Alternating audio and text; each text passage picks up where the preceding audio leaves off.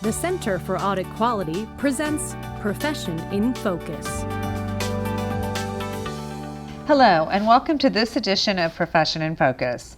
I'm Cindy Fernelli from the CAQ, and I'm pleased to have as our special guest today, Margaret McGuire. Margaret is the Chief of the Financial Reporting and Audit Group of the SEC, also known as the Fraud Group. So welcome. Thank you, Cindy. Glad to be here. I know you have a standard disclaimer you have to give us, Margaret. Thanks, Cindy.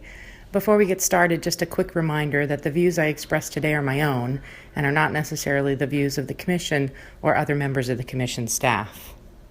Margaret, I want you to tell us a little bit about the Fraud Group at the SEC. Your group is charged with early identification of potential federal securities laws violations related to financial reporting, issuer reporting, and what we're very interested in here, auditing.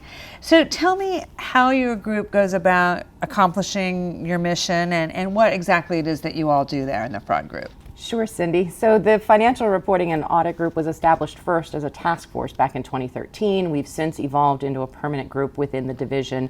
We are a small group of attorneys and accountants that are focused on early identification of potential securities law violations involving financial reporting, issuer disclosure, and audit matters, audit failure matters. We go about this very important task using a methodology that we developed that I think is really state of the art. The methodology itself encompasses use of information both internal to the SEC, and I have to think that very few outfits have more information about issuer reporting than the SEC.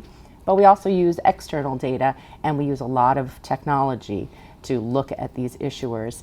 In terms on the technology front, you may have heard me talk before about CIRA, our corporate issuer risk assessment tool that was designed by DERA, our Division of Economic and Risk Analysis, in partnership with the Fraud Group in enforcement. And CIRA includes 240 or so data and event metrics that allow the CIRA user to see really a 360-degree view of an issuer's reporting environment. So you can do very quickly, with just a few clicks of a mouse, analyses that otherwise would take the staff, both attorneys and accountants, much more time, much more effort, much more resources to complete. Armed with the CIRA tool, it's one piece of the methodology that we use. We set about trying to find those matters that we would not otherwise find as a division.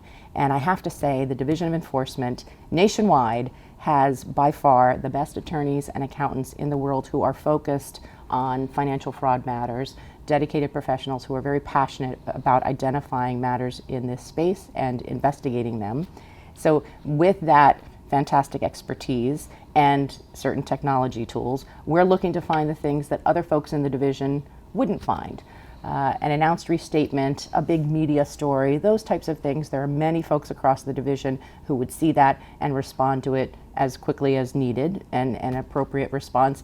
But the Fraud Group, we're really looking for the things that are relatively unobservable unless you have the time and the technology to really take a long look, a deep dive at each of these issuers. I often liken it to mining.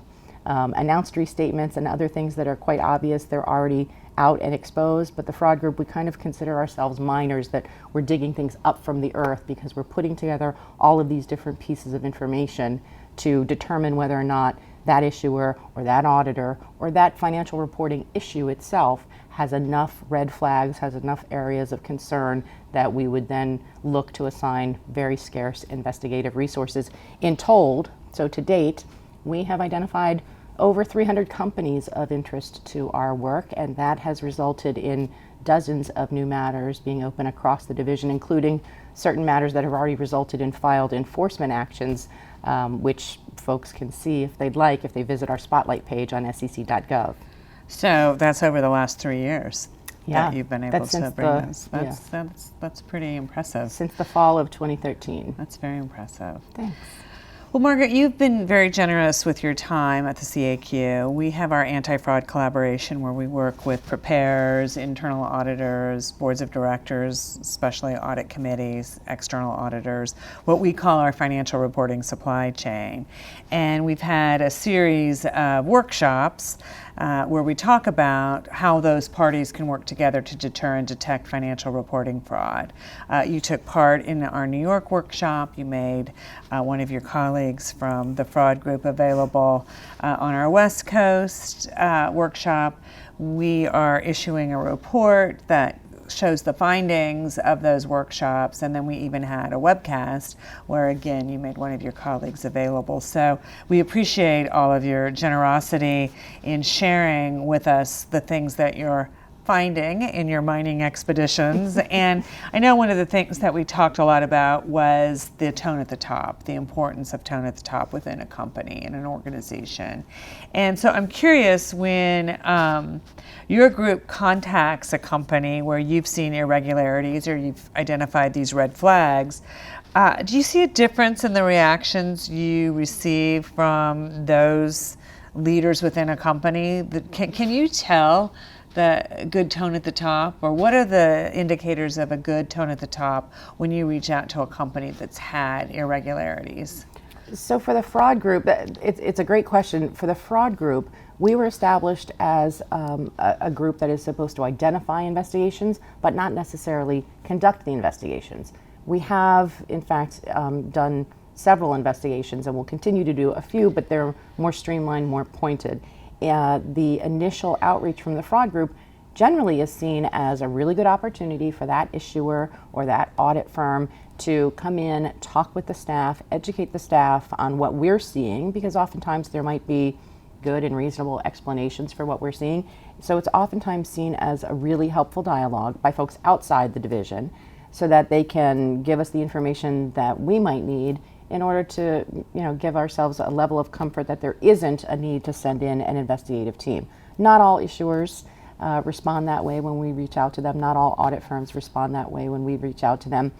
But oftentimes the response that we get, as you point out, can be indicative of the tone at the top. We really see it even more so during that interaction with counsel for the issuer itself, the issuer's business partners, the issuer's audit firm. Oftentimes, folks will say, well, we've had a number of late filings, but that doesn't really mean much. At a minimum for us, a series of late filings would mean that you probably have some type of controls issue. And internal controls over financial reporting is an issue that we in the fraud group are very focused on. We have a number of initiatives in that space, including some filed actions. And so taking that kind of fact pattern a little bit further, if an issuer that claims that they have no controls issues despite late filings or maybe multiple revisions to their financial statements, if after we've reached out to them, it takes 6 or 7 or 8 or 9 months to voluntarily provide to the staff documents related to their control environment, you might have a controls issue. And so we're always looking at the way that issuers and managers and audit firms and outside counsel interact with us as some indication of the tone at the top, which, as you point out, is incredibly important. Not only to have that strong tone at the top, but to make sure that it filters down to every outpost in the company. So one of the things that you said at the workshop that really struck me as something that was important, and that I think all in the supply chain would do well to remember, is that in every investigation that you've had through the fraud group, that you're always looking at the gatekeepers, whether it's the board of directors, the audit committee, external auditors, even outside law firms or other external consultants. And particularly, I think you said you look at what they did, what they knew, what documents do they have, and the importance of the gatekeepers. So what I guess I would like to explore a little bit with you now is prophylactically. So we talked about just now what happens when you call them in, but are there lessons learned that you see as you go about digging deeper into these companies that CIRA might identify for you that are best practices about how all of these parties interact with one another and communicate with one another, or even do all of these gatekeepers, do you think, understand their immense responsibilities? So I guess what I'm trying to give our viewers is a little bit of insight into what they could be doing to prevent having to come in and talk to the fraud unit. So a couple of things. First, CIRA can identify companies of interest to us, but the CIRA technology and all the technology that we use is but one tool. So none of the technology tools are able to say to us, this company has a problem, you should pick up the phone and call them. Instead, the technology that enables to do our analyses makes us more efficient in then applying our own years of expertise to determine who it is that we might want to follow up on. Essentially, CIRA is not going to have us act in a space where we're not already interested, and I think that that's a key component to keep in mind as we talk about the use of technology and how that has vastly improved our ability to identify companies or areas of interest. The other tremendous thing about CIRA, because it's a homegrown tool, we can tailor it. We can set and refine different breakpoints that will help that tool illuminate for us other areas of our own interest. So we come to the tool with our own idea, with our own hypothesis. The tool helps us identify different companies that might be of interest, and then we do an extensive review on the back end to determine whether or not we're going to reach out to those companies or to that audit firm, et cetera. So that's one thing that I wanted to follow up on. But your question about gatekeepers and whether or not folks know the importance of their role and whether or not from our own perspective we see that importance playing out and how they discharge that role. I think it's kind of a mixed bag. Certainly the best weapons against financial reporting fraud are a really robust compliance program, an appropriately skeptical auditor, an audit firm, and a really diligent audit committee. And where we see those three things in place, chances are the fraud group is not going to be one of the folks reaching out to you, because just based on that limited fact pattern, it appears that things are in good shape, particularly in areas that involve management judgment. I can't stress too much the importance of those three components, those three gatekeeper functions. So the compliance function, the audit firm auditor function, and the audit committee function. Add to that, so in terms of whether or not gatekeepers appreciate the importance of their role, cooperation, self-remediation, self-reporting, those have always been really key tenets of the enforcement program at the SEC. And our division will continue to give credit to those issuers that do self-report, that take on their own remediation, and that do things in-house and come to the staff early and perhaps often with issues that they're finding, and chances are they're going to be finding those issues on their own if they have those three strong gatekeeper functions. Add to that the fact that the division has a very good cooperation program, which is designed to incentivize companies, managers, auditors, everyone to participate in the cooperation program, to provide information to the staff that can oftentimes lead to reduced sanctions, no sanction, but a much more favorable outcome for those issuers that raise their hand to say, oh, we found this problem, we found this issue, and we want to tell you about it. I also could go on and on about our whistleblower program, which is tremendously successful. I think it's over $935 million of sanctions that have resulted from whistleblower tips, whistleblower submissions, and the agency has awarded, I think, about $150 million in whistleblower awards to over 40 different whistleblowers. And so when you look at that entire constellation of, on the front end, the compliance function within the issuer, the audit firm component looking over what the issuer has done, the audit committee asking the right questions and making sure that they are diligent and involved in what management would like to do with and for the company. Combine that with folks that might raise their hand to take part in our cooperation program, and then also the overlay of whistleblowers. That entire constellation, I think, is how we're getting the message out that the gatekeeper role is super important in the day-to-day of the company, and it's important for what the staff does in terms of identifying and potentially investigating or recommending filed enforcement actions related to issuers and audit firms.